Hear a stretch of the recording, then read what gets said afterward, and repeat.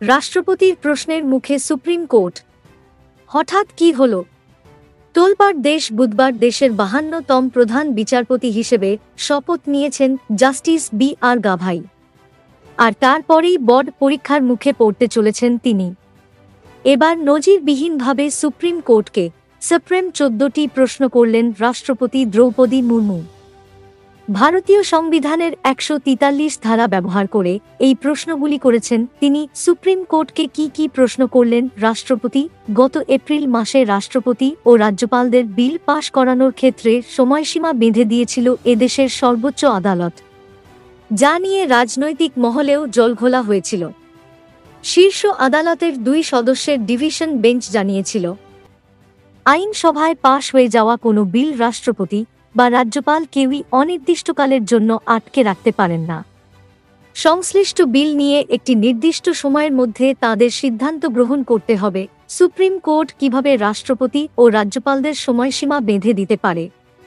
বিভিন্ন মহল থেকে এই প্রশ্ন উঠতে শুরু করে। জানা যাচ্ছে, এমনিতে রাষ্ট্রপতি বা রাজ্যপালকে শীর্ষ আদালত এভাবে নির্দেশ দিতে পারে না। তবে সংবিধানের 142 নং অনুচ্ছেদ বলছে, সুবিচার প্রতিষ্ঠার লক্ষ্যে আইনের ঊর্ধ্বে গিয়ে সুপ্রিম কোর্টের বিশেষ রায় দিতে বাধা নেই। বিল পাশ করানো নিয়ে রাষ্ট্রপতি, রাজ্যপালদের সময়সীমা বেঁধে দেওয়ার ক্ষেত্রে শীর্ষ আদালত এমনটাই করেছে। অন্যদিকে সুপ্রিম কোর্টের মতো রাষ্ট্রপতিকেও বিশেষ ক্ষমতা দিয়েছে সংবিধান। 143 ধারা অনুসারে শীর্ষ আদালতের যে কোনো রায় নিয়ে প্রশ্ন তুলতে পারেন দেশের রাষ্ট্রপতি। এবার সেই বিশেষ ক্ষমতা বলেই এদেশের সর্বোচ্চ আদালতকে 14টি প্রশ্ন করেছেন তিনি, একটি সর্বভারতীয় সংবাদ মাধ্যম সূত্রে জানা যাচ্ছে। শীর্ষ আদালত কিভাবে রাষ্ট্রপতি ও রাজ্যপালকে বিল পাশের ক্ষেত্রে সময়সীমা বেঁধে দিতে পারে?